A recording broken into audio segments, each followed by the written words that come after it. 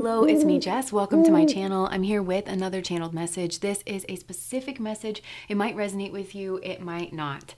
Okay, so this is a very interesting message. It's coming through from your guides, your spirit guide team. I'm hearing special delivery. So this is kind of a teaching message. This is like a teachable moment where they're wanting to take a step back and kind of show you the blueprint. Look at the overall picture, look at the structure of your life and of this situation that you find yourself in and that you're trying to navigate. So what they're saying is that everybody that's been drawn into, I'm hearing like this particular storyline on my channel, a certain storyline, it follows the same playbook. It's like it's the same positions on the field, but the movement, the arrows, who is who and what is different in those positions for the people that have been drawn in here. So what I mean is, I think the overall blueprint that they're talking about is I think you're dealing with a masculine energy that ran back to somebody from his past. And there is some kind of strategy involved with that was harebrained. There was some kind of Mars energy attached to that.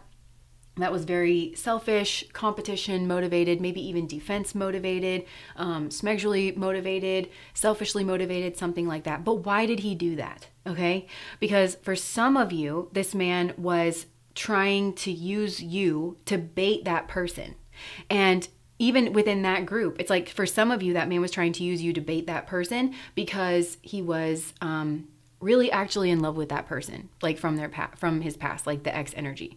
But for others of you, this man is just very Mars oriented, and it is his own karma that is coming down on his head. He could have like a Venus in the 12th house to where Venus in the 12th house is weird because you can think that you're in love with people that you're having affairs with or something like that, or you feel like love only exists in affairs or in some kind of secret arrangement, but they could have a very prominent Mars. So he was actually in love with you, or could have been, but he wasn't on the lookout for Venus energy, or he doesn't understand his own Venus energy. And so he still potentially used you to go running back to an ex from his past that was very Mars, because he thought getting with that ex was going to be gratifying or strategic, or he wanted to actually partner up with that person, but it was misguided because the two of them are actually both in some Mars energy towards each other, but that's a very karmic path that this masculine had to live out. Do you see how that's the same motion by this masculine, but it's for very different reasons?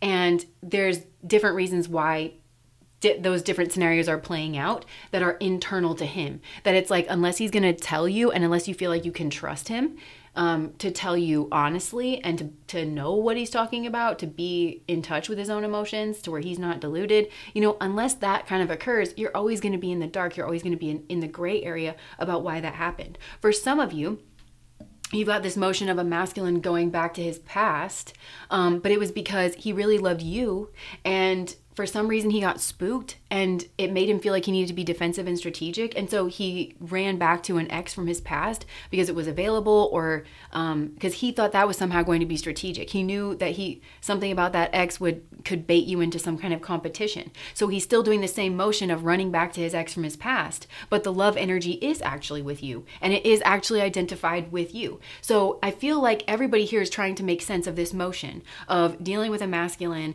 that went running like back to his past, or something like that. That's an example, but I think that's the case for a lot of you. So your guides are saying, do you think that it's an accident that we pulled these people in to this channel to receive these messages all at the same time? Do you think that we're misguided because you are confused? Because you're like, how am I supposed to sort through this? It's like, okay, well, it's one thing for one person. And what they're saying is that you misunderstand the purpose of this. And you misunderstand the purpose of, I'm hearing, okay, please don't take offense to this, or do. I don't know if that's a part of your journey or not, but like your internal journey in sorting out your emotions. But what they're saying is you misunderstand this, you misunderstand us, you misunderstand tarot, you misunderstand the purpose of guidance, and you misunderstand life and the purpose of life. And we're doing you a huge favor here by showing you this in this manner. We did not make a mistake. We meant to draw everybody here at the same time. The confusion is very much a part of this, because life is what you're I'm hearing. Look at you now. Look at you now. In terms of you I feel like your ego wants something. It wants to achieve some kind of goal, whether that's clarity, whether that's understanding, because you feel like you need that in order to process this situation, or whether it's to end up with a certain person in a certain place in a certain setup. Your ego is looking at that thing as like a goalpost or a finish line. But they're saying, actually stop and look at yourself now, because now you are engaged. You're curious. Your senses are all activated. You're admitting that you don't know a lot of things. You're admitting that you're confused. And because you're confused, you're open. Your mind is open to learning new things, to thinking that, okay, well, maybe life isn't what I thought. Maybe my partner wasn't what I thought. Maybe this person from my past wasn't what I thought. This is so valuable. And now they're showing me this. I don't know if you've ever seen like a balance board. You might have to look it up, like if you don't know what it is, but like the one I'm thinking about, they're different shapes or something, but a lot of times it has like a ball as a base, and then there's like a board on top of it, and you stand on it, usually not holding on to anything, and you try to keep your balance, but it like kind of tips you all around. And in order to keep your balance, you've got to engage your core. And they're saying this is the life experience for the soul, because your soul is having a biological experience here. And it's about like that transformation of the soul, and it's about building strength. And this clicked in for me really strong. For those of you who are on Patreon, not too long ago, I shared this video. It was this man who very clearly is well studied in philosophy, and he was talking about something to do with like Nietzsche and his theory, not his overall theory, but there's like just, he said that Nietzsche has this particular view on weakness, and that weakness is like akin to evil, because if someone is weak, you can't trust that person. And if you're weak, you can't trust yourself. And he kind of broke it down like there's external weakness and there's internal weakness. There's external strength and internal strength. And so he used Jesus as an example of internal strength, which Jesus is very clearly an example of internal strength to me. He's not an emperor, he's not a king, he's not a general. He doesn't wield that like external power, but his is like an internal power. It's power over the mind and the senses, and it's building up wisdom. And, he spends most of the Bible on like a donkey in a rag, and, he's such a powerful person and a leader in his own right, that's internal strength. And then external strength is, of course, like what you build on the physical. And it's learning how to become strong in the physical, and both are legitimate spiritual paths, because it's about understanding the purpose of strength. That becoming strong, you have to become strong in order to be virtuous. And it kind of reminds me of a quote that says, courage is the most important of all the virtues, because it's the virtue upon which all the other virtues stand. So if you don't have the courage of your convictions, right, that's what we say. If you don't have the courage of your convictions and your virtues and your principles, then when push comes to shove, you can't actually follow through on any of the other virtues. But that's a kind of strength. Courage is a kind of strength. And there's other kinds of strength that you also have to engage as well, to be able to pull your will through, to actually exert your will. And that's where that conversation kind of took off to, is that a lot of times if somebody doesn't know how to engage their will effectively, to get in there, to compete, to get the things that they want, the outcomes that they want in life, a lot of times they'll blame externals because it makes them feel comfortable about their own weakness. And he said if we're not careful about that, then you can try to weaponize pity, because pity for somebody who has been like just truly downtrodden, they haven't been able to figure out how to engage their own will and to use that with their own personal strengths and weaknesses in order to navigate this thing that we call life in a way that's satisfying for them, then a lot of times they can weaponize pity, and that can be the only sense of power that they ever feel, is like trying to get people to feel bad for them, and therefore give them their time or their energy or their resources or the benefit of the doubt or a second chance or whatever it is that they want. And so all of this is kind of to say, maybe some of these things are relevant to you in this particular journey, or relevant to somebody that you're dealing with in this particular journey. But basically this is to say that the purpose of life is not necessarily to have the answers all the time. It's not necessarily to do the most perfect run through of all of these events and make all the perfect decisions and achieve all the perfect outcomes. It's not necessarily that. And I can say that life is not necessarily about being perfect. And I can also mean that it can be helpful when you're debriefing with yourself to be able to say like, well, I would have done this differently, because then you're learning. But basically, it's not about doing those things. It's not about having clarity all the time. Clarity is another good point to make, because sometimes being the key word, when you receive clarity about a situation, like hindsight's 2020, you can see how your action led to this consequence, led to that, like the ripple effect of certain things, and you have clarity around that. It can mean that you finally understand something. It can be a finish line in of itself, and then you can integrate that in, and that does mean that you have like progressed in some kind of permanent and meaningful way. It can mean that, but it doesn't, just because you don't have clarity doesn't mean that you haven't progressed, and it doesn't mean that you're not doing something valuable, because we're not meant to have clarity, because life is convoluted. People are convoluted. I think that we want so badly to make sense of life because we want to feel like we're progressing, and that we can navigate our life better and better over time. That's like such a normal human thing. But you know within yourself that you have different impulses that can pull you in different directions simultaneously for different reasons. You know that you're a very complex person, and you can feel one way, but you can also feel another way at the same time. And it doesn't always make logical sense, and it's not always convenient, but you can identify that within yourself. And when you multiply that out to like every other human being on the planet, life can be a very confusing, convoluted thing. And sometimes we kind of overlook that as like, maybe that's the point. That's what your guides are saying. Maybe the point of life is to get thrown into a confusing biological experience and to keep your balance in it, or to try to learn how to keep your balance in it, and to build up certain kinds of strength within yourself, and certain kinds of internal strength, which, by the way, like compassion is a kind of internal strength. Like being able to acknowledge that, yes, you did make a mistake, but you're trying your best, and like you have to be lenient, like, with yourself, etc. And also like building up certain kinds of external strength, because the stronger that we are, the less less likely it is that we just allow this kind of weakness to cloud our vision with justification and putting our fate and our destiny in like other people's hands kind of thing. And I'm really not doing the best job of explaining like Nietzsche's theory about like why he doesn't like weakness, and like why he actually feels like weakness leads to a lot of preventable and like bad outcomes. And I'm not saying that I agree with it wholeheartedly, but there's something that your guides want you to grasp or understand about that this is about building a kind of core strength, and just about kind of keeping your balance as the tides and the winds kind of flow around you. And part of doing that, especially with the internal strength, is as you do have these different impulses and different thoughts or emotions that are pulling you in different directions, can you get good at hearing them one at a time? Can you identify what voice is what?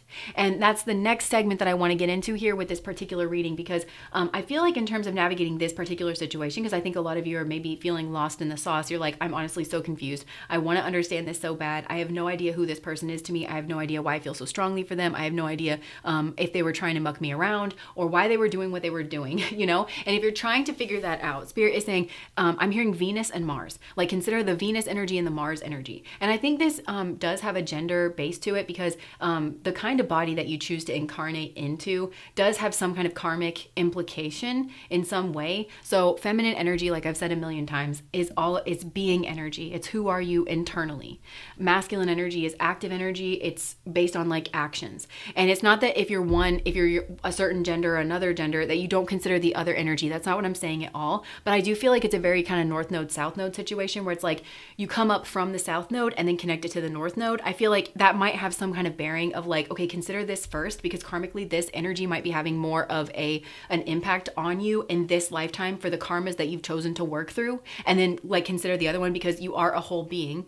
I just heard you're a whole ass being, which reminds me of my friend Drew, because we always say we don't half ass things around here, we whole ass things around here. So we're about to whole ass this thing, okay? But yeah, like come up from one. So what I mean is, if you're confused, because for some of you I'm hearing you're focused on the wrong thing for the wrong reason. And that's potentially what they've been trying to get you to understand or to learn all along, is how do you navigate this situation? And that's a deeper lesson. Because if you can figure out how to navigate your confusion, how to navigate the Bermuda Triangle, and not just that one particular isolated situation, and what I mean by that is, if you're trying to figure out this particular isolated situation, I feel like you're probably trying to look at a specific person that's outside of you, and you're trying to say, I'm trying to understand your feelings, so I'm trying to read your body language, or I'm trying to get into your mind, like, and Spirit saying it's so important to consider yourself in this.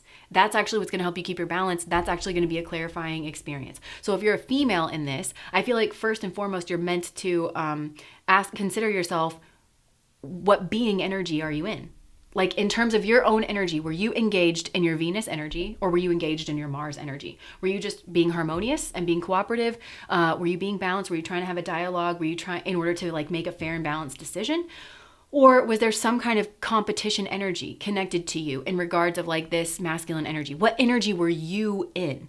And that's actually an easier question for some people to answer than others. And part of the way you can think about this is like using your astrological chart. So if you're a person, and I think it's like considering your Venus and your Mars. And I think this actually may be kind of a shared experience between you and this masculine energy, because one of you could have like Venus in a weird place in your chart that's hard for you to actually grasp the energy of Venus in a direct way or in a way that is not confusing. And actually this dynamic might actually be meant for you to uncover that. So what I mean is, like, do you have Venus in the 12th house? If you have Venus in the 12th house, then it's going to be really hard for you to come across your Venus energy. It's not a very conscious part of your chart, even though it's a personal planet. Do you have Venus conjunct your Neptune? Because does Neptune have the lowest degrees, especially, because it's like, that's going to be a very confusing energy. It's going to put, it's going to mix in with that, and it's going to dilute that. So whenever your Venus energy shows up, is it making some kind of contact with another planet? So it shows up in another energy, but it's actually your Venus energy. So for some people, they've got a very conscious Venus, and this could be true like with you or with your masculine here. Like, you might have a very conscious Venus or a very conscious Mars, and the other one might be buried. And this situation is forcing you to kind of unlock the other one in order to understand the situation. Does that make sense? So for females, this I think is like, you're supposed to be your starting point. Like, what kind of energy were you in? With males, I think you're supposed to eventually ask yourself that question, but coming up through a different way, which I'm about to talk about. But so what kind of energy were you in? Have you stopped to consider that? That might be the piece of information that you need to know how you were connecting like with this person, or how to navigate the situation at the very least. Okay, so if you're a masculine, I feel like you're supposed to start with the actions. That might be the missing piece of the puzzle that like you're not putting together of, okay, well, what were my actions doing? And I think females are supposed to, again, ask themselves this as well, but it's like coming up through what being energy. And masculines, I feel like you're supposed to ask yourself, and I don't really know. This is just the way it's coming through for me. Take this however it's resonating. You're supposed to come up through asking yourself about your actions. What was I doing in this space and why? What was my approach or like my strategy? And then ask yourself what kind of energy you were in, what kind of being energy were you in, or what were you going towards? Because, Mars is also like, how we get what we want. Venus is what we want. So you are deploying a strategy in order to get what you want. So I want to go back to like the situation that I think is at hand here, where you've got a masculine that for some reason ran back to his past. And remember, I told you that some of these masculines are doing that because they always wanted to get this person, right? They could have been trying to use you to get back to this person that they see as their Venus, that they see as somebody that they love. But also they could have, you could have been their soulmate, like their Venus, and they always kind of knew that about you, but maybe his Venus is in the 12th house conjunct his Neptune, and he can't understand Venus energy. He only understands like Mars energy. And so you were his love, but he couldn't see that clearly because he had somebody from his past that was very Mars. He found to be very physically attractive, and he found that was like strategic and advantageous for him to partner up with this person. That's all he could see. So he still, if he looks at his actions, he can see that he tried to use you to bait this person in a relationship, got what he wanted, but he didn't actually get his Venus. Those are actually two different things. He got what he thought he wanted, but what he wants is actually Venus, but he was blurred and confused. And so this situation was meant to drag out his Venus. For some of you, like that, it's meant to uncover here, like things like that. But for others of you, again, he went back to somebody from his past. Like, why were you doing what you were doing, And for some, I'm hearing like, do the sifter, where you come up through that, like maybe first your Venus energy. Okay, what kind of energy was I in? How did that connect with the actions that I took, and like maybe it's like, okay, so if you're, I don't take it or leave it with the gender stuff. Okay. But it's like, if you're a female and it's like, I was in some loving energy towards this masculine. I was in some Venus energy. It totally blindsided me that he was deploying strategy and war tactics, at my like sensitive little heart. But you're realizing that your actions were very like open-handed, and actually you should have maybe been in your Mars. You should have been more defensive, and actually that's uncovering your Mars, because Mars can also be defense. or maybe you needed to be more strategic. Maybe you learned that you can't just go heart open, mouth open, hand open into love situations. You actually need to see the lay of the land more. You need to be a little bit more strategic, because not everybody can be trusted with your sensitive heart space, because his Venus is maybe buried. So I feel like that's going to help you navigate the situation, is to try to understand yourself in the situation and your own energies. And the last thing that your guides want to say here, and I'm hearing they're trying to kind of rub it in. I'm just hearing salt in the wound. I don't know why I'm hearing that. But they're just saying to you, again, look at you now. Look how engaged you are with life. You're dancing with her, move with her, groove with her. You're dancing with life. You're fully engaged in life. Your senses are on. You're smelling things. You're hearing things. You're inquisitive. You're trying to get below the surface of what is this thing called life. Whereas in the past, I think you kind of knew what this thing called life was, or at least you thought you did, but it's really because maybe you didn't think about it. You weren't philosophizing about it. You could have just believed what your parents told you, or you didn't really think that there was much more to look at you now. And they're saying whatever your ego is telling you that the purpose of your engagement in this situation is, whatever, that's really just the bait, according to them. So they're actually saying your ego's wants in this situation and their priority in this situation is not necessarily the same thing, but they're saying you're welcome. Because I'm hearing welcome to the spiritual path. You are engaged in life in such a richer, deeper way. And regardless of whether or not you can see it, that is a win. That is the win that they wanted for you. And regardless of what you uncover about this situation, I'm hearing admitting, I'm hearing a song and it's it's Beauty and the Beast. It's learning you can change, or knowing you can change, learning you were wrong. So I feel like you could have been wrong about something here, either about yourself or this person, or and for some, somebody's coming to grips with the fact that they were wrong about you, especially this masculine that maybe tried to use you to bait a karmic from his past, but you were actually the Venus energy, and this man couldn't find his Venus to save his life, and he's realizing how complicit and how active he was in actively moving away from his Venus and antagonizing his Venus at the expense of some kind of very highly karmic situation that is probably played out, but he had to uncover, and now he's finally uncovered his Venus. So now he's going to want to move towards his Venus. And your guides are saying, look, this was always going to be step one, getting you smack dab in the middle of life, in the middle of your confusion, because you were never going to understand the purpose of life, what it is that you're supposed to be doing. Because what happens is if we think that we're supposed to be achieving clarity or making some kind of perfect decision, and we think that's the purpose of life, then when we don't do that, we think that we're falling short. And then you have this wrong view of yourself, that you're somehow falling short. That's what I didn't really make that point very clearly in the beginning, where I was saying life is not necessarily about being perfect, but you can use where you feel like you were wrong, or that you recognize you would have done things differently because you didn't see the whole picture, or you were believing a false truth or something, but integrating that and saying that's the win, right? It's not sometimes there is a right way and a wrong way. Sometimes we fall short of the right way. So it's not to say that that's very useful information, but it's what do you do with it? That's the purpose. That's the purpose. And so regardless of what your ego wants in this situation, because their ideal scenario is for your ego, well, not necessarily is what they're saying. I mean, we like it when we can give you the things that you want, is what I'm hearing, but you've got to work with us too. And if we're going to give you the light side of things, your guides that are trying to align you with the right path and not delude you further, just to give you what you want, like a spoiled child.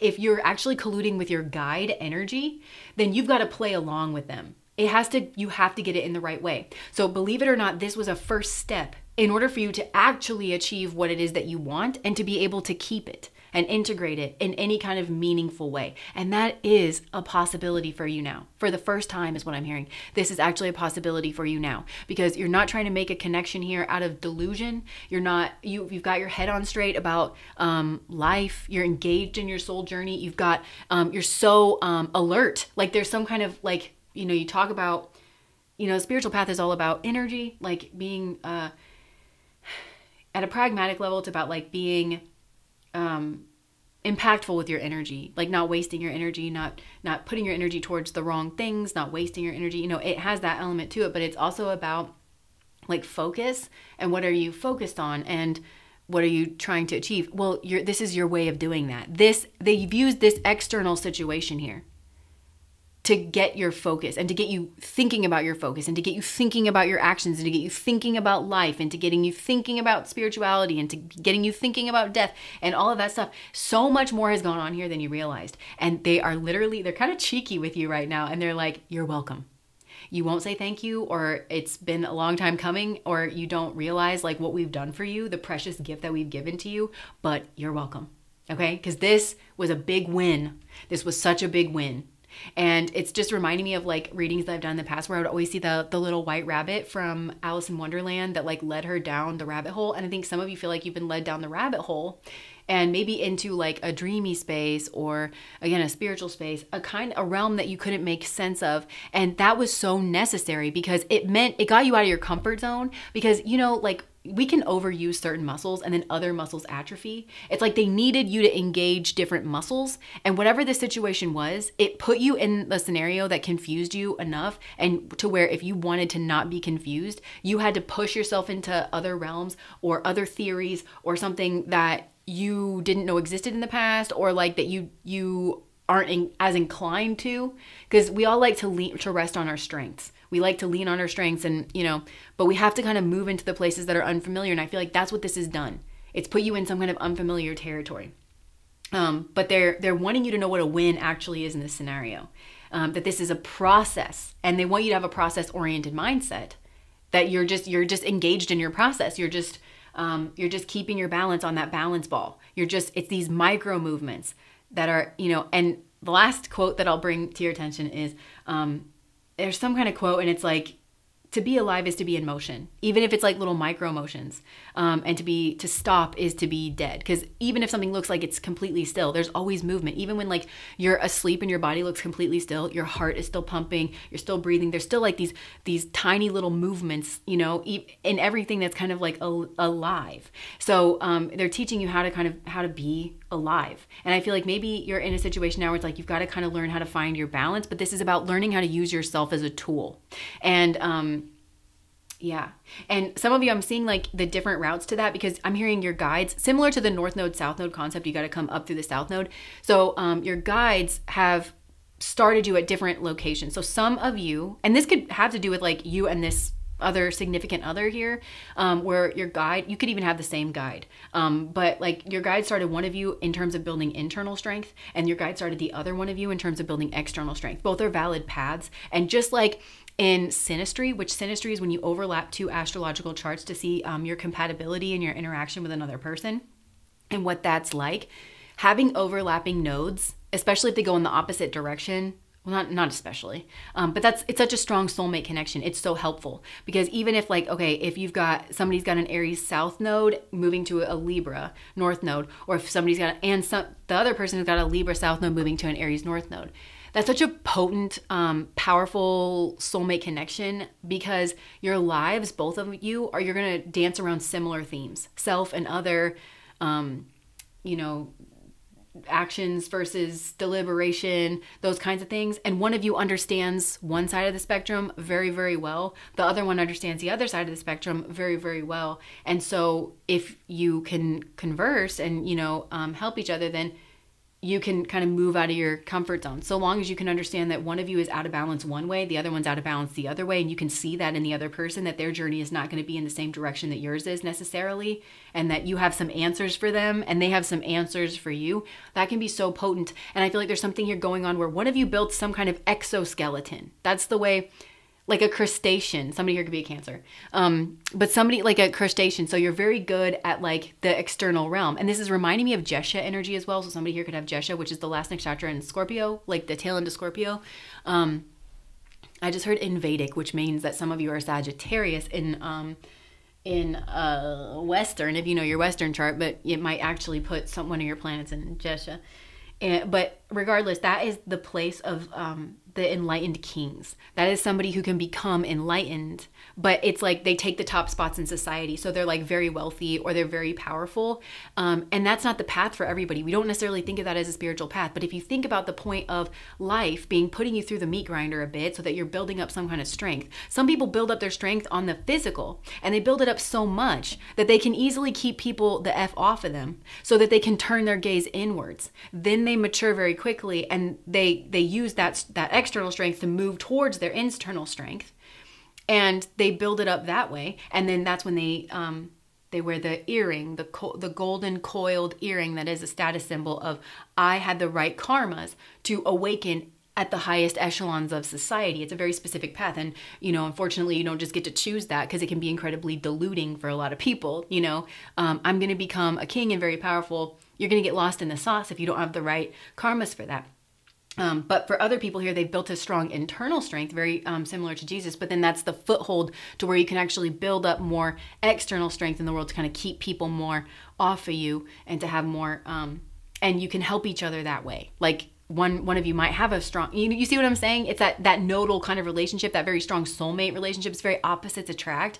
But if you can see the value in the other person and the I just feel like the holiness and the sanctity of their journey, because they took that journey under the guidance of a guide, because a guide could see their natural strengths, and they knew that was going to be the best path for their soul to take. It's not, and yeah, so I don't know. I just feel like there's some helpfulness around this. But I do think that you had to go through this weird first step of being just utterly confused by this situation. Because it's the same blueprint for everybody that's kind of drawn in here to this channel, which I feel like is like, okay, this masculine like ran back to something from the past. But it's like, who is who and what is what, and why is he doing what, and how conscious and aware is he, and what does that mean? Because you're trying to figure out, like, were you duped? Were you taken for a ride? Is he an asshole? It's like you're trying to figure out all of those things as well. Because for some of you, it's like you thought you felt something towards him, especially if you were in your Venus energy and you were like, and you're very aware of your Venus. And this man has no clue about his Venus. It's like, you see how that can just throw you off kilter and throw you off balance? Because you're just like, I don't know what I was feeling. He's clearly an asshole, or something. But there's a reason beneath that. And I feel like confusion is kind of the first step. They don't want you to be down on yourself or to think that something's wrong or that's not working or that you're not on your spiritual path because you don't have absolute clarity at every second. I'm hearing it's the ego, it's the mind that wants clarity. You're in process, but consider that the clarity you seek it's going to come from you understanding yourself and being able to to weave this tapestry together. Get comfortable with the unknown. All of that is part of like the spiritual journey, and it's about building that energetic spiritual core strength to learn how to keep your balance in the waves here, because the earth school is weird. I know you already know that, but it's like we are covered in the Maya here. It makes things confusing. And if you want to think about it with the Leviathan message that came through, Leviathan is the energy of like that confusion.